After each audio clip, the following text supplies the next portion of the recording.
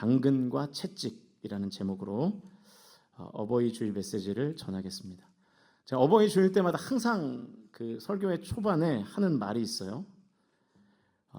저는 개인적으로 이 어버이 주일 설교가 설교자로서 제일 힘들고 곤혹스럽고 어렵습니다. 왜냐하면 전혀 제가 여러분에게 말씀을 통해서 권면하는 대로 저도 살지 못하고 있기 때문입니다. 그래서 저도 부끄러운 마음으로 하나님이 말씀하시는 부모 공경 메시지를 오늘 겸손하게 전하겠습니다. 많이 드릴 말씀이 없어서 오늘 설교가 좀 짧아요. 오늘 1시간도 예배가 1시간도 다 안 되더라고요. 어버이날이 지난 목요일이었는데요. 어떻게 효도를 좀 하셨습니까? 효도를 받아야 될 분들만 계시나요? 네, 좀 계시는 것 같은데 보니까. 아마 이제 부모님이 천국 가셔서 더 이상 이제 효도할 이제 부모님이 없으신 분들도 많으시겠지만 또 그렇지 않은 분들은 8일 날 부모님들과 식사를 한 끼 하셨는지 모르겠습니다. 물론 저도 못 갔습니다. 못 갔고 짧은 통화로 대신했어요. 제가 전화해서 어머니한테 통화를 했는데 전화해서 낳아주시고 길러주셔서 감사합니다 라고 말하면 얼마나 좋아요. 근데 제가 받아서 한심하게 통화를 했더라고요. 어버이날이라 전화했어요. 잘 계시죠? 식사 잘 하시고요. 끊을게요. 그리고 끊었어요. 얼마나 한심하시겠어요. 참 이게 잘 안 되더라고요. 부모님들을 대상으로 설문조사를 했답니다. 어버이날 자녀들에게 가장 받고 싶은 선물이 뭡니까? 2위가 나왔는데 뭘까요? 네? 여러분의 마음을 얘기해 보세요. 네? 돈. 맞습니다. 현금이었대요. 현금. 현금은 뭐 남녀노소를 불문하고 다 좋아하죠. 뭐 나이가 많아도 좋고 중년이어도 좋고 어려도 좋고 어린 아이들도 돈을 좋아합니다. 제가 지난 어버이날 이한이한테 밥을 사달라고 그랬어요. 야, 오늘 어버이날이니까 오늘은 네가 밥 한 끼 사봐라. 그러니까 테스트를 한 거죠. 왜냐하면 이한이 지갑에 한 돈 10만 원 정도 있는 걸 제가 알고 있거든요. 뭐 이렇게 5만 원짜리 2장이랑 1,000원짜리 몇 개 있더라고요. 밥을 한 끼 사려니까 돈이 없어서 안 된다는 거예요. 그래서 제가 이제 아내가 그랬나 제가 그랬나 기억이 안 나는데, 야 그럼 이한아, 네가 엄마 아빠한테 밥을 사주면 네가 밥을 산 만큼 2배를 줄게 그랬어요. 밥을 산 금액보다 2배. 그랬더니 산다 그러더라고요. 근데 이제 애들도 돈을 좋아하는구나. 부모님들이 자녀들에게 받고 싶은 선물 1위는 뭘까요? 보여주시면. 전혀 공감을 못 하시네요. 손편지랍니다. 여러분 요즘 손으로 편지 쓰는 경우가 없잖아요. 그냥 카톡으로 보내고 말지. 그래서 이제 부모들은 자녀들이 꾹꾹 이렇게 손으로 눌러 쓴 편지가 너무 감사한 거. 조금 전에 저 한 명의 편지를 보니까 직접 이렇게 꾹꾹 눌러서 편지를 썼던데. 근데 이제 설문조사는 보통 이렇게 글씨가 작거든요. 이제 앞에 뭔가 수식어가 있길래 봤더니 부모님들은 이런 손편지를 원하시더라고요. 보여주시면. 결국은 멍이다. 그런 건데. 그러니까 현금만 받았는데 너무 좋아하면 너무 민망하니까 거기에 편지라도 하나 있으면 내가 이 편지를 보고 좋음을 티낼 수 있잖아요. 그러면서 이제 부모의 체면을 살려주는 거죠. 그러니까 이제 아직 부모님 살아계셔서 열심히 효도해야 되는 분들은 내년에는 돈만 들이지 마시고, 저도 이번에 돈만 들였는데 돈만 들이지 마시고 꼭 손편지와 함께 선물을 해보시면 좋을 것 같습니다. 여러분 어버이날이 어떻게 생겼는지 아십니까? 미국의 웨스트 버지니아주의 웹스터라는 곳에 안나 자비스라는 한 딸이 살고 있었습니다. 어머니와 둘이 살고 있었대요. 그런데 어느 날 그토록 자신이 사랑하던 어머니가 이제 세상을 떠나신 거예요. 이 어머니가 세상을 떠나게 되자 이제 자식들은 다 후회하잖아요. 어머니가 세상을 떠나면. 그래서 더욱 효도하지 못한 것에 못내 아쉬워했습니다. 어머니가 돌아가시고 어느 날 친구의 초대를 받아서 파티를 갔는데 그때 이 안나 자비스라는 여성이 이 어머니에 대한 그리움의 표현으로 흰 카네이션을 가슴에 달고 그 파티에 참석한 거예요. 안나 자비스는 그 이후에 이 땅의 자녀들이 1년 중에 단 하루만이라도 어머니를 기억하면 좋겠다는 생각에 어머니에게 받은 유산 10만 달러를 기금으로 만들어서 어머니 날을 국가적으로 제정하는 운동을 국내외적으로 벌였습니다. 그 운동을 시작하고 7년 뒤에 윌슨 대통령이 이 어머니 날 제정을 선포했고 미 의회는 1914년 5월 둘째 주일을 어머니 날로 정했대요. 그때부터 이제 사람들은 살아계신 어머니의 가슴에는 지금 여러분이 다 달고 있는 것처럼 빨간색 카네이션을 달아드리면서 이제 어머니의 은혜를 기렸고요. 그런데 어머니가 돌아가셨다 그러면 자식들이 흰 카네이션을 달아서 이제 어머니의 은혜를 생각하는 날을 갖게 된 거죠. 우리나라는 1956년 국무회의에서 5월 8일을 어머니 날로 정하였고 1973년부터는 이제 어머니 날을 그럼 이제 아빠들이 너무 서운하잖아요. 그죠? 너무 재밌는 게 찬송가도요. 다 어머니예요. 아버지는 없어요. 그 아버지들 좀 반성을 많이 하셔야 될 것 같아요. 저도 아버지지만 아버지는 없습니다. 그래서 이게 너무 어머니 날만 하면 안 되니까 그래서 어버이날로 이제 개정을 해서 지금까지 우리가 지키고 있는 것입니다. 그러니까 여러분 사실은 이 어버이날은 자녀들로부터 생긴 날이에요. 부모님들이 대접받으려고 만든 날이 아니라 자녀들이 먼저 만든 날입니다. 그런데 점점 이 자녀들의 부모를 향한 효심은 점점 옅어지고 있는 게 사실이죠. 이 현상을 여러 가지 이유로 분석할 수 있겠지만 이러한 경향이 나타난다는 것은 분명한 것 같고 일단 나를 보면 알잖아요. 자기 자신을 보면 내가 이제 바로미터니까요. 우리는 점점 이 효심이 이 세상을 살기 힘들다는 이유로 이렇게 옅어지고 작아지잖아요. 하나님은 우리가 이렇게 될 것 당연히 알고 계셨겠죠. 그래서 우리에게 부모 공경에 관한 당근과 채찍을 주셨어요. 그래서 오늘은 이 당근과 채찍을 아주 간단하게 좀 살펴보려고 합니다. 먼저 부모 공경의 당근부터 살펴볼게요. 에베소서 6장 1절, 2절, 3절입니다. 오늘 본문이죠. 같이 읽겠습니다. 시작.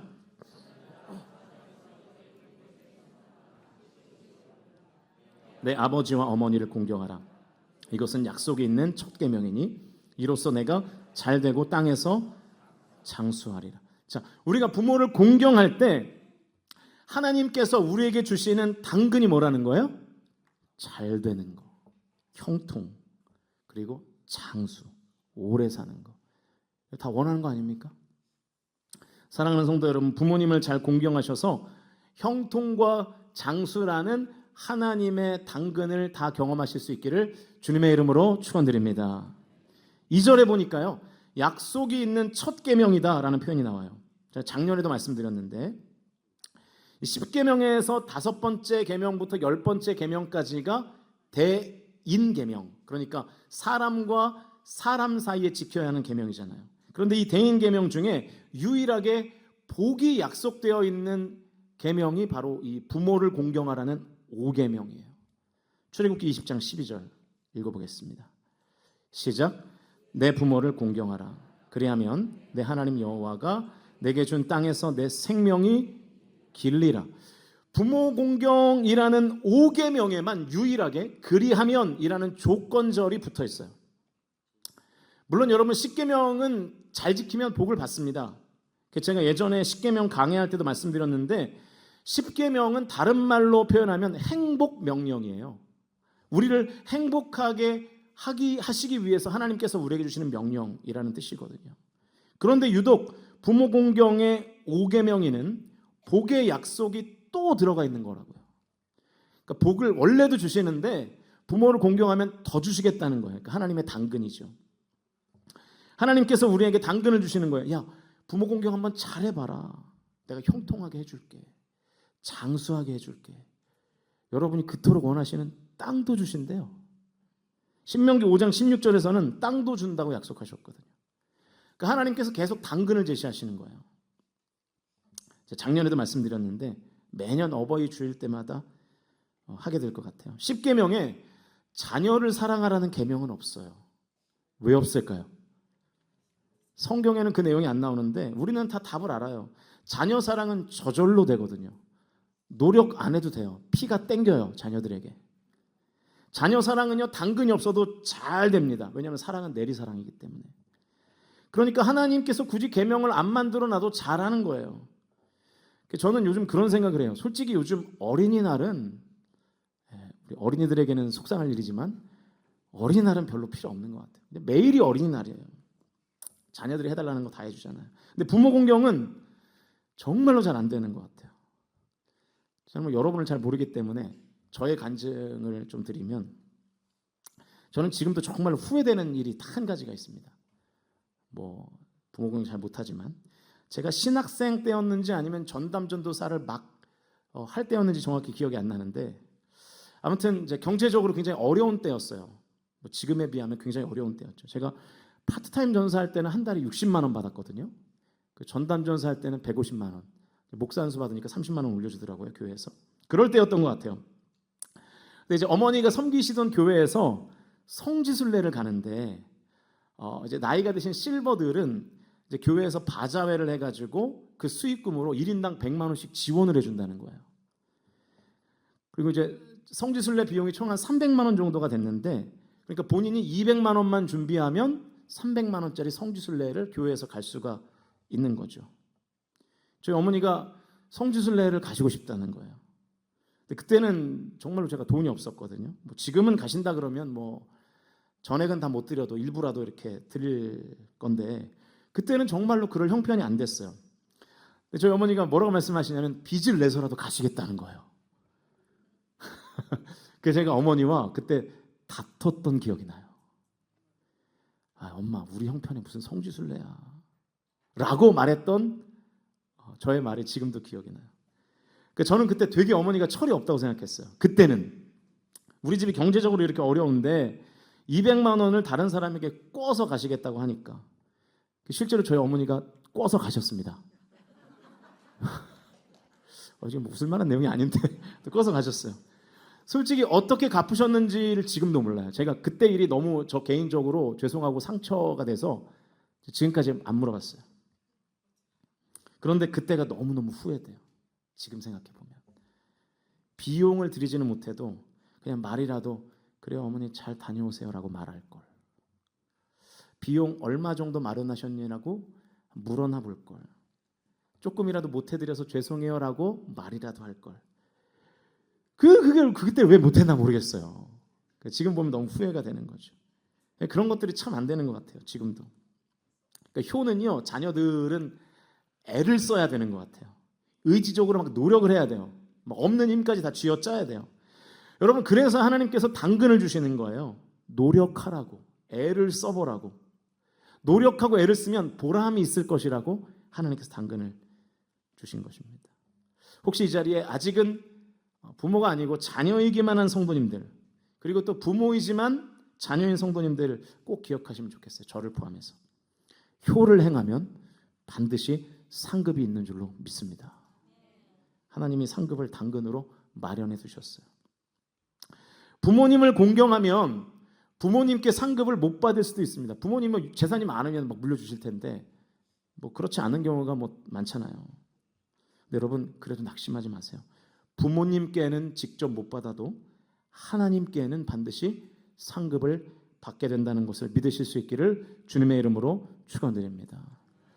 그래서 여러분, 그 어버이 주일 때는요, 평소에 교회 안 다니는 좀 자녀들 데리고 나오세요. 그럼 제가 이렇게 얘기해 드릴게요.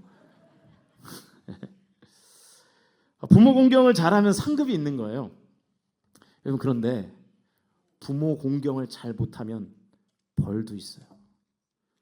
벌도 있어요. 신명기 27장 16절 같이 읽겠습니다. 시작. 그의 부모를 경홀히 여기는 자는 저주를 받을 것이라 할 것이요 모든 백성은 아멘 할지. 하나님께서 심지어 아멘까지 강요하셨어요. 너희들 부모를 소홀하게 여기면 내가 저주할 거야. 아멘해 라고 얘기하셨어요. 그러니까 이것은 부모를 홀대하면 부모님으로부터 유산을 못 받을 것이다 이런 정도의 차원이 아니라, 부모를 홀대하는 자녀들은 하나님의 저주를 받는다는 거예요. 그러니까 여러분, 이게 어떤 하나님의 마음을 깨달아야 되냐면, 자녀들이 부모를 공경하지 않을까봐 하나님께서 지금 채찍을 드시는 거예요. 매를 드시는 거예요. 그러니까 하나님께서는 자녀된 우리가 저주받을까봐 무서워서라도 부모를 공경하기 원하신다는 거예요. 그러니까 하나님은요, 이 부모 공경에 대한 진심이 있었어요. 여러분, 우리가 이렇게라도 부모님을 공경해야 될 것 같아요. 사랑하는 성도 여러분, 저주받을까봐 무서워서라도 부모님을 공경하시고 효를 다하실 수 있기를 주님의 이름으로 축원드립니다.